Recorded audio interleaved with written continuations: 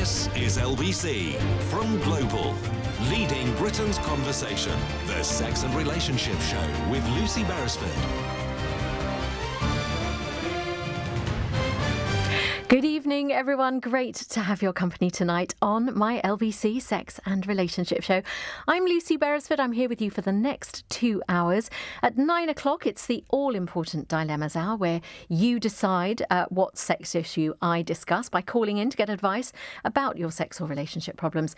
So whatever is causing you a sleepless night for all the wrong reasons, pick up the phone for advice from me, 0345 6060 973. But right now, I have been gripped, not to say appalled, this week reading a book by Peggy Orenstein called Girls and Sex, in which she talks about the ways in which we're focusing so much on intercourse, on penetration when we talk to young people about sex, that we're kind of setting up all sorts of problems. Problems like, what if your sexual orientation, for example, doesn't fit the penis-vagina model? What if you can't orgasm as a result of penetration? Things like that. At 8:30, I'm going to be talking about whether oral sex is actually sex, because that's another angle on this. There are many, many people out there, many teens in the world, who actually think that oral sex means that you're sexually abstinent. So I would love to know if you think that. That is all coming up at 8:30. But to explore this idea of what sex really means for you listening tonight, I want to ask you, could you increase your sexual pleasure if you allowed yourself to explore non-penetrative sex? It's 2018. I think we can be grown up enough to know that there are so many ways that we can have sexual pleasure.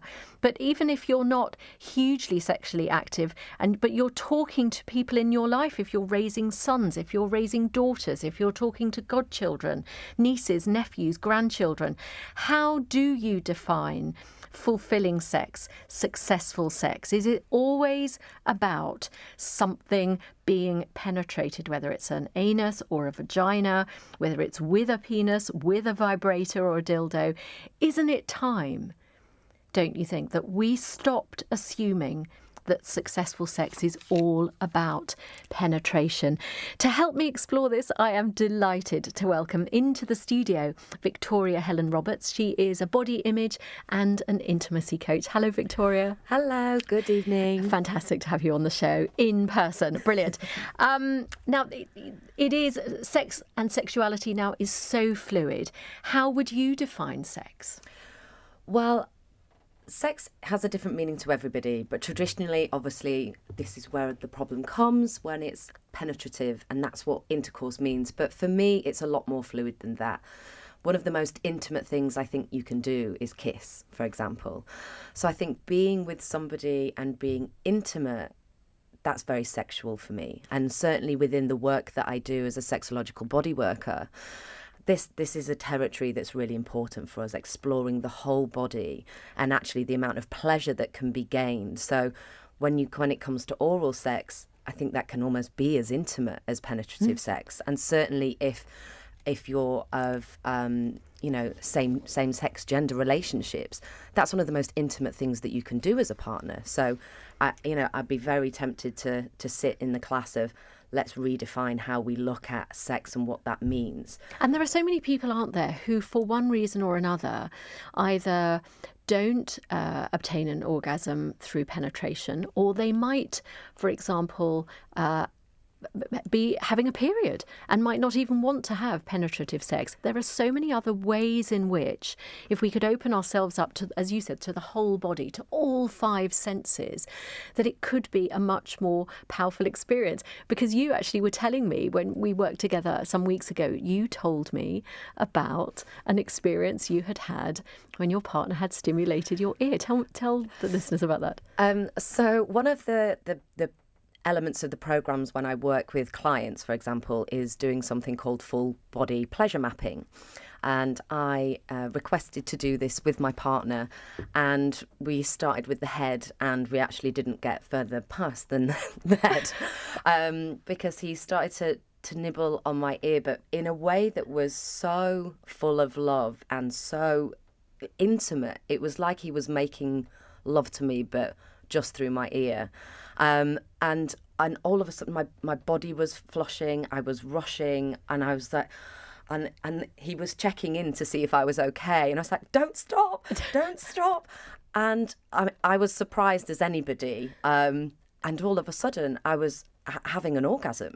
And it's just to prove the power of the body once you get to know. I've obviously spent quite a lot of time exploring my body in lots of different ways. But did you know in advance that the ear would be a key part of would be a major erogenous zone for you? No, not in the slightest, because it never had been before. I'd been neck most definitely, but never ear. And I'd never had somebody interact with my ear with that much vigour, love and passion, I suppose. Did you have to give your partner that level of instruction of, really go for it, really imagine that this is a different part of my body? No, he just, it was something that was very natural. And I think that comes from being able to explore your own body as well. And it was just something that was very fluid and flowed, really, really easily. And didn't need any instruction at all. It was just something that he obviously enjoyed doing and resulted in something really quite fabulous. But it's something I would recommend to anybody to do, to really explore your own body, to understand where your pleasure zones are, and they might really surprise you. Exactly. You might be surprised because you might, even though you might have masturbated since you were a child, you might not necessarily know that there are other parts of your body where you could easily get turned on, perhaps have an even more powerful orgasm, because that could be the other dimension to this, that if you just stick to what everybody thinks defines sex, and that's kind of, genital on genital contact, you could be missing, and you could be missing not only an amazing part of yourself, but you could perhaps even be missing aspects of your own sensuality or sexual orientation, because I'm thinking now about how hard it is sometimes for people who might be gay if they are constantly presented with sex as only being the penis vagina model. There must be an amazing moment where you suddenly realise that's not me, and as a result I now know where I might go to get my satisfaction. Yeah, and it becomes a blockage because people think that this is the way that you have sex and this is the way that you receive pleasure, but that then's not me, so therefore that makes me wrong, or it's very difficult to then start to explore. And I think what we need to be really clear of is that, as well, for me, it's not just about orgasm. Like sexual pleasure, you can receive so much sexual pleasure and feel like you're having an orgasm, for example, throughout the body where you might not.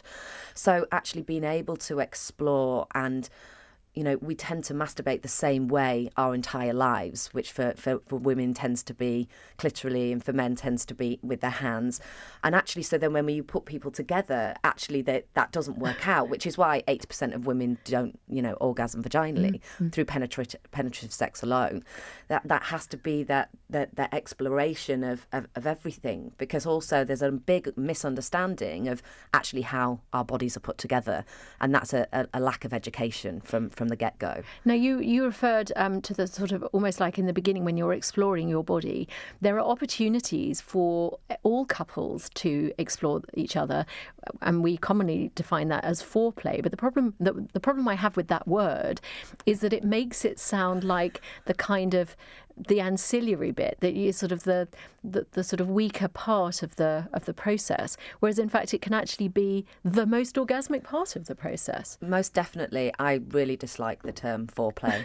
It's because it's like building up to the main event, and again it then presupposes that the main event is only this penetration. And why should some of the best bits be just in the beginning? Why it needs to be all the way through, and it could just be solely that, and you could have the best night of your life, and that's something that again, me and my partner have been exploring, where actually you can have times and spend nights together where it doesn't have to be about penetration. You can just go and explore each other's bodies and have an amazing time and still orgasm if you're lucky enough to. Not everybody is, but it's an amazing experience to have with yourself or with another. Just finally, this whole idea of penetration has often been billed as the moment at which you kind of know that you are no longer a virgin. But if we were to broaden the definition of sex, then anything could be up for grabs. You could lose your virginity through oral sex, or through foreplay, or through hugging or kissing. Is it important, do you think, that we have a line that gets crossed, or are we again restricting ourselves? Well, I also don't think your virginity is something you should lose. It makes it sound very negative in my view. I think actually it's something to be cherished and that you can give away and that you choose to share with somebody. And however that might manifest itself, because essentially, intercourse as we know it, penis penetrative sex, if your first sexual experience is with another woman, for example, and it's fingers and hands and lips, then actually that's you losing your virginity. Mm-hmm. In my view anyway. And I think we need to be, broader with our mentalities, and we need to better educate our children in terms of, sexual safety as well. You can, herpes can be transmitted from mouth to genitals. There's lots of awareness that needs to be given around, this is a wider subject. Fantastic. Victoria, thank you very much. That is Victoria Helen Roberts talking to me. She is a body image and intimacy coach. What did you think of what we were talking about there? Has your view of sex changed since you have become sexually active? I'm curious to know whether you've kind of always had that vision in mind that sex is about penetration, but actually the longer you've been doing it, it's your views have changed. And are there things that actually you love more than that conventional genital to genital contact? Do give me a call, 0345 6060 973. You're listening to the Sex and Relationship Show on LBC. I'm Lucy Beresford, and it's 8:16. Leading Britain's conversation, the Sex and Relationship Show with Lucy Beresford on LBC. Welcome back to LBC Sex and Relationship Show. And tonight I am kind of trying to pull apart this whole idea that when it comes to sex, there are so many ways in which we can give and receive pleasure. So why is society so obsessed with penetration being the goal? My worry is that we spend so much time focusing on what goes where that we kind of lose sight of how amazing it could be to simply spend more time on foreplay, for example, or more time experimenting, really getting in touch with all five senses. That could be touch, that smell, that can be taste. All of those things are really important. So I want to know from you tonight, how do you define successful sex at the end of your sexual encounter? And you're lying in bed and, maybe you're smoking your post-coital cigarette. How do you define for yourself whether that was an enjoyable sexual session, whether you have actually had a pleasurable time, a fulfilling time? Is it about having the orgasm? Is it about the fact that you were penetrated in some way, whatever your sexual orientation? Is that still the model? 0345 6060 973. I'm thinking of women here, again, of whatever sexual orientation, who are more likely to feel that sex has been successful for them if their clitoris has been stimulated, rather than to feel that something, a penis, a vibrator, whatever it is, has to be inserted. So I would love to hear from you. How did your sex life change once you moved away from assuming that it had to be kind of penis vagina? And also, how does your view of sex play into your concept of virginity and how you lost your virginity? Do you still say to yourself, I lost my virginity when I had penetrative sex? Or do you say, I lost my virginity when I French kissed someone, or when I had an orgasm horse riding? What is it? Is it about having the orgasm, or is it about the intimacy? 0345 6060 973. Maybe you actually realised that you are not heterosexual, and that in itself was enough for you to embrace a different kind of sexual activity. Give me a call. Or you can also text me, 84850, or you can tweet at LBC. Gemma is in Hackney. Hello, Gemma. Hi. Hello. What would you like to say about increasing people's capacity for pleasure? I just wanted to say that... Sorry, I muddle my words sometimes. Don't worry. Just wanted to say that I think in sex education classes, kids should be taught that it's not just about penis and vagina, that there's different ways to have sex, like, you know, where women can love another woman and they can have sex, and that more. Hang on, sorry, I need to. Well, I completely agree with you. I think that there is a model at the moment in schools that just says, because what we're trying to explain to you is how to make a baby, and by implication how to prevent having a baby. You know, we're trying to give you the impression that we want you to be fully informed. What we're missing out on is saying, but actually, when it comes to sex and relationships, you might not be heterosexual, and therefore you want to know some other things. Would you like children to be told how two women could have sex? Yeah, I mean, obviously, if they're kids, you can't go too explicit, but like, I think that. But why not? You know, why would it not be something that children should learn? It's not that they shouldn't learn it. I don't know. I honestly just think that kids should know that it's okay if you don't follow the binary sort of way that society has sort of set it out to be. Because, I mean, myself, I'm a lesbian myself, and I wish I had. Where did you get your information from when you were exploring your sexuality?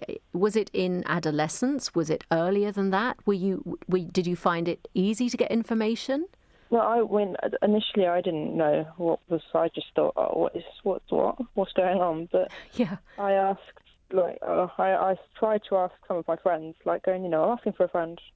Yes. But, no, I mean, I Google, but then when you go on Google, you don't get information like you do, but it's more sort of like, oh, look, two women. So it's like a novelty. Yeah, and it's not. I don't. You know, I mean, I'm in a relationship with a girl, and you know, I love her to bits, and I think that you know, people should in sex education, you should just be taught it's okay to love another. It is all about love at the end of the day, isn't it? And Victoria, you're still here. You were listening there to Gemma. The idea that you could go through adolescence kind of having to ask your friends and pretending that you're asking for a friend is an extraordinary situation because of this vision that sex is only about penis and vaginas. Yeah, and I think that's where we need to make a change in the education as a whole. That it is okay that sex can happen between a man and a woman and a woman, a man and a man, or whatever gender you may be. You know, and I think that's something that we really need to give people the opportunity. To give them the opportunity. And Gemma, when do you count the loss of your virginity? What was the moment where you said to yourself afterwards, I have actually just lost my virginity? When I with words, it's not me stuttering it. I struggle with. Was it when you were in a sexual encounter with another woman and you were doing something that for you was very intimate? Yeah. So something very personal, do you think? Was it something that you said to I think it's personal to each person. That's a good point, isn't it, Victoria? Gemma, thank you for that. Gemma in Hackney. The individuality of us in our sexual lives must therefore mean that in order to say, I have now lost my virginity, it could be very different for other people. Definitely, and that can come from your upbringing or where you get your sexual morals from, for example, or your education.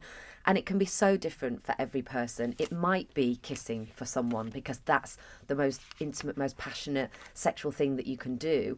Or it might be penetration, or it might be anything in between. And I think it should be open and down to the individual, and we should open that spectrum to allow people to have the freedom to make that choice for themselves rather than being forced upon them. Well, Steve has texted in 84850. If any of you listening tonight want to text in and do the same as Steve, and this will appeal to you and your wonderful experience with your ear orgasm.